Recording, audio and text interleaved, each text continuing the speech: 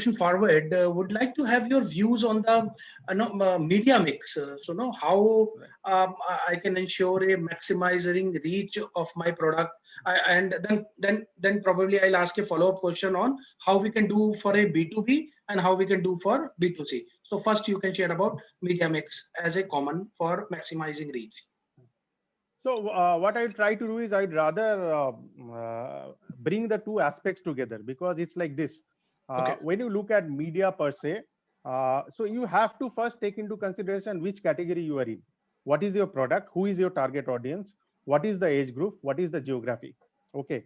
And if it is B2C, is it mass? Is it luxury? Is it niche? And B2B has a different chain of, I would say, decision making. There is a bigger chain of influencers, maybe for us installers, architects or influencers, then somebody who is a client, then there is an occupant who occupies the space, and so on. That's how in real estate it happens. But as far as B2C is concerned, let's look at B2C. So I think it depends entirely on which segment you are in. So let me give you a few stats. So first of all, generally the notion nowadays is digital is picking up. बहुत digital campaign करते हैं. So I don't think we should look at as marketers, we should look at it from that angle. Let's look at a few stats. If you look at India, 2015 TAM data tells us around 170 to 180 million households in India having TV, which translates into an 800 to 850 million TV audience. Now let's look at Comscore 2020 data. Unique digital audience in India is 405 million, which is half. So TV is going to give you a significantly bigger reach as opposed to digital. Of course. So now, why digital? There are other aspects to it. So in digital, you can have better control over what you do. You can have much more robust metrics. You have far greater control in terms of changing your strategies, understanding and correcting your strategies mid-course, which probably is difficult to with a TV, which is more unidirectional in nature. But if you look at platforms also, if you look at individual platforms in digital, you look at something like an YouTube or a WhatsApp, 300 to 330 million sort of an audience. Okay, that's max. Okay. And then in Facebook also around a 300 million audience, rest all are 50, 100 million sort of things like I would say Chingaris of the world, which came up when TikTok had fallen down, or a share chat or something of that sort. So that's one aspect. The other aspect to look at it, if you look at how the media industry has been progressing, if you look at advertising spends, so that's a good indicator of who is spending where. That gives you the entrance. So, and I am quoting something which I read in Dentsu. Dentsu publishes this report. So the industry, if I look at 2020 versus 2019, 2019 was around 68,000 crore advertising revenues. It fell by 17% to 56,000 odd crores. So minus 17.5%. But if you look at TV in 2019 versus 2020, TV went up from TV actually declined by 11%. But as a contribution from 39% moved up to 41% of that 56,000 crore revenue. Digital, despite the headwinds, grew by 15% in 2020. And digital from 20% moved up to 28%. Print went down from 29 to 25%. So print actually, for reasons we all of us know, newspapers got halted. Many of the, we know, I am from Bombay, the Mumbai Mirrors thing, they can't publish it now for 7 days or something of that sort. So a lot of publications closed down, but they're going online. Okay, so now that's becoming digital, because that's how people are going to consume. Okay, so this is the construct of the industry. I think what is very, very important to note is, while so people say digital sab kuch overpower kar dega, it's not true. To be very honest, if you look at next 4-5 years projection, 2 years projection lete hai, so the industry is going to grow at 11%. So TV will be in and around contribution wise 40%. Digital will move from this 28 to 33, 34%. So digital will grow at twice the pace, 22, 23%, that sort of. So by 2025, probably they will be equal. It's not that it will be wiped away. That's one way of looking at it. Now let's look at, because you say media mix and reach. So let's look at a category like e-com. Okay. So when you look at e-com, our understanding is the entire platform is digital. But are you aware that they spend their 45% spends are in TV and 39% spends are in digital. So they also need TV to reach to their audience. And then around 14% is in, I would say, in print. Vis-a-vis, you look at FMCG. FMCG is more mass. Okay, a sabun or a talcum powder or a biscuit, it has to go to the hinterland. So 64% is in TV.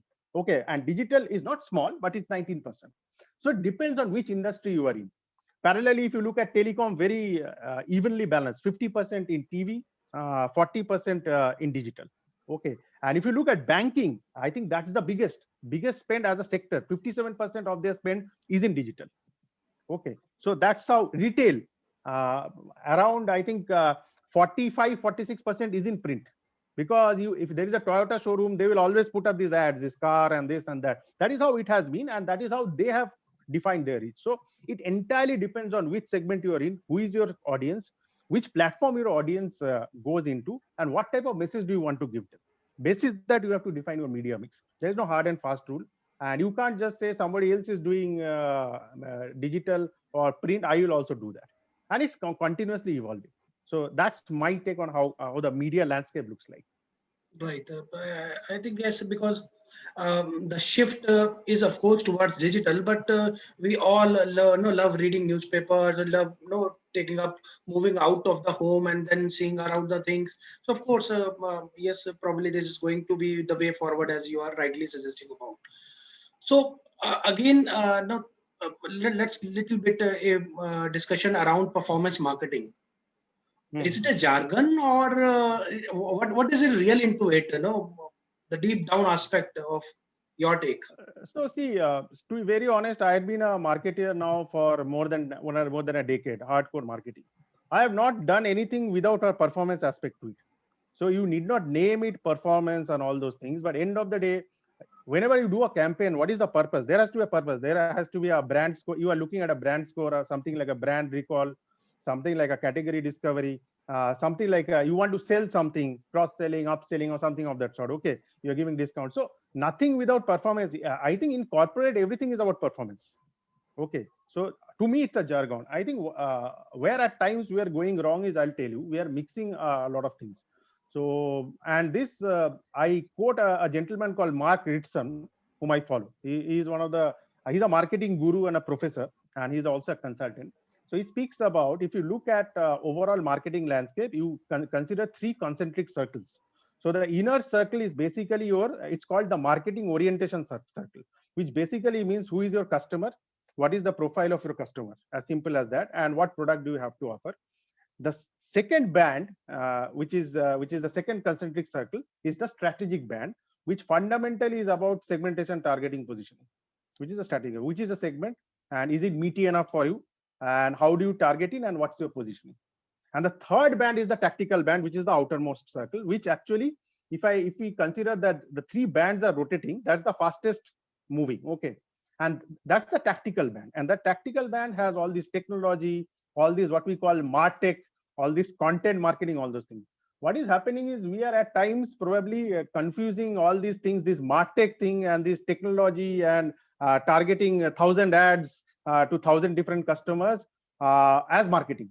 The core of marketing remains same. You have to understand your customers, you have to have a value proposition for them, and then you have to do this segmentation, targeting, position. And these are all tools available at your disposal and platforms available at your disposal, which you need to deploy. So fundamentally, I believe these are all jargons, to be very honest.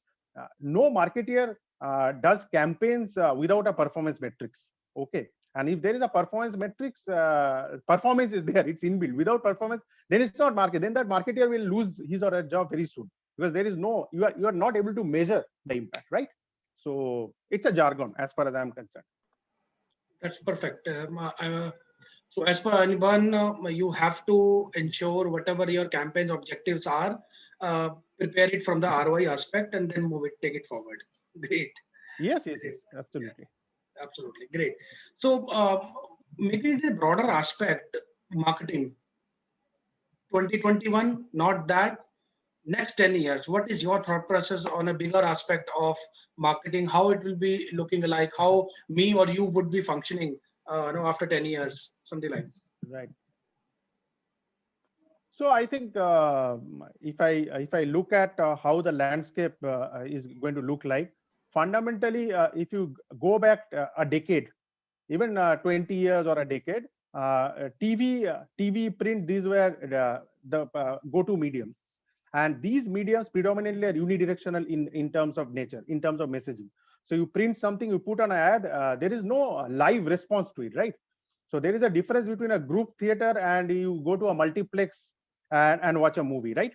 So group theater is far more difficult. So digital marketing is like group theater. There is a live audience, immediate there is a response whistling. But the big Bollywood stars, they don't get to see it. After the first weekend, they get to know what is the performance of their movies. Okay, of course, they can go to the movie hall and see the response, but they don't get to see it live. So unidirectional messaging to multi-directional messaging with digital coming in. And last 7-8 years, thanks to our data charges going low, I think digital marketing is proliferated. And as I told you, 22% is the quantum of growth. If I look at advertising, that shows the jump that's going to happen. So broadly, the play will happen across two domains fundamentally. One will be content and the other will be martech. So when I look at everything will be revolving around that. So let me elaborate on that. The first pillar will be content. So when I look at content, first of all, current generation, even not current generation, I am not exactly the current generation. So our patience levels have gone down. So if you look at attention span, less than a goldfish, so sometimes it's 8 seconds, 7 seconds, 5 seconds. So fundamentally what is happening is, be it a graphical format, be it a video format, be it an article, I think people will look at snackable or small, I think, packages in terms of content pieces. Okay, so snackable pieces is bite-sized pieces is what they're going to talk about. So even if you read something, instead of drab paragraphs, people would like infographics, people would like imagery and all those sort of stuff. And videos, we know 5 seconds, 6 seconds, we have these unskippable ads on YouTube and so on and so forth. That's one. So, and video is going to be big. That's one. And the other big aspect which is going to be there, which everyone with a mobile phone is a creator. Okay, you can create your own videos. So I will come to that. The second part, which is very, very important, is previously what you knew, there is TV, there is newspaper. You have to put an ad in a newspaper. You know the dimension. You play to that dimension, half page, quarter page, and this and that, flap, and all these things. Now you have to look at what is the device. So it's a vertical screen, mobile. Now in that device, what is the platform? Is it a Facebook? Is it a YouTube? Is it LinkedIn? And basis that you have to curate and create your content. So you have to understand all those platforms. It's not you just understand one media and you just blast it. You have to understand those, and you have to understand those mediums. Depending on social media is a very broad term. Instagram has a different audience. YouTube has a different audience. So basis that audience, proclivity of that audience, you have to design your content. So that's the second thing. So I think various types of content pieces will come. A third thing is, you can be a great writer, writing great prose, but nobody will read it. So you have to understand the SEO and all those aspects. So life is very difficult, to be very honest. You have to understand keyword. Google mein search hoga ki nahi hoga. So that's another aspect. So fundamentally, if you look at marketers, the life is not easy. You have to now understand not only the creative pieces, you have to understand the platforms, you have to understand tech. You can't be blind to tech. Second part, which I'm going to talk about, of course, I'll come to content. Second part is the MarTech piece, which is basically the ARs and VRs. Because now, see, when this pandemic happened, today it is difficult for me to go to consumer homes and do all these mapping and all those things, measurement, this and that. Can we do a virtual platform? And you did. Can we give them designs which are virtual and which are basically they can walk through, and it will look like exactly how it should look like in their homes. Okay, they can just point the camera and they can see how it looks like. So these are the technologies which is going to facilitate the journey of the consumers. That's one part. Second part is the data piece in the MarTech, which is basically the personalization. So you can now target Sachin Juneja likes ice cream, likes a particular flavor of ice cream. So just flash that ad. It's not only a vanilla while you like a butterscotch. So that's, which also brings to the question of privacy. Okay, now every platform has started blocking data, and even Indian government is also doing regular. So now you have to start owning your data. Okay, you have to start owning your data. You can't just go to third party and all those things. That's another trend which is coming. So how we will target, you have to be on the top of your game, and you have to now really start creating value for your customers. And that you can do only you have a community. So now you have to create a community. That's the next piece. Okay, so community is something which is going to help you reach out to that. And once you get a community, it's very important. Now people are looking at authenticity, authentic content. So again, finally, it boils down to content. Now, user-generated content is far, far more authentic than anything. In my industry, it's like this. If one person has done a false ceiling, they will talk to 10 other persons. That is how the category proliferates. It does not proliferate only through ad. somebody has to see it to believe it. They have to experience it. Then they talk about it. They will flash a video. And so we as a brand, and many brands, if you look at it, they actually, and people are willing to nowadays with the camera, with social media, they're willing to talk about it. So user generated content is going to be big. In fact, some brands are saying going forward, more than 50-60% of what all content will be generated by users. We don't want to do anything because that's far more authentic. If we create, it is not authentic. So that's the trend. The other thing in the content piece is very, very important is basically the vernacularization. So I was reading something interesting. Top 10 million websites. There was this study. Out of top 10 million websites, 64% of those websites, the content is in English, while globally 84% population are non-English speakers. So only 16% speak English, but 64% of the top websites have English content, which shows the gap and which shows the scope. And in a country like India, YouTube data is 95% of videos are basically regional in nature. So people consume regional content, which actually means one is vernacularization, which is very, very important in a country like India over the next course. And the second part is in vernacularization, it's not about translations. You look at it, we create an ad somewhere sitting in some studio in Bombay, and then maybe that fellow is a Bengali but has never lived in Bengal, and the translation is horrible, okay, or in Tamil, okay. So you have to now look at go beyond translations. You have to go to transcreations. You have to understand the nuances of the language if you have to create content. So, and there are some companies who are working towards it. Otherwise, it's a very, very shoddy job and people will not relate to it. Okay, that's one. It's not about voiceover and you get a southern model or a northern model and they will just relate to that. It's not, it's beyond that. People like authentic content, and this is something is important. And that's where probably voice will come into the picture, because in India, if you look at it, people will not get into all those things. So I think somewhere I was reading now, more than 20, in fact 28% searches are happening in voice. Just people are putting the phone and just so that is agnostic of your pronunciation or something, right? So I think voice vernacular. So fundamentally it's about content, it's about technology, it's about community, it's about vernacularization. These are some of the trends which I look at. And two questions which actually bugs me. One is quality more important or quantity more important? Because when you talk about, you spoke about performance marketing, you are bombarded with content every day. 6,000 to 10,000 ads you are bombarded with. Is anything sticking? So is at all, do you remember all those things? Even as of now, if I go back to my favorite ads, they're old. Okay, very few are new, because nothing sticks with so much of exposure. So I think, what are you getting out of this quantity? That's one. Second question is, are you in the business of creating brands, or are you in the business of temporarily acquiring customers? You have funds, you spend, then again you vanish, then again you have funds, you spend, or you are actually creating. So I think you have to, as marketeers, customer experience, touch points, the customer journey, I think these things we need to be top of things.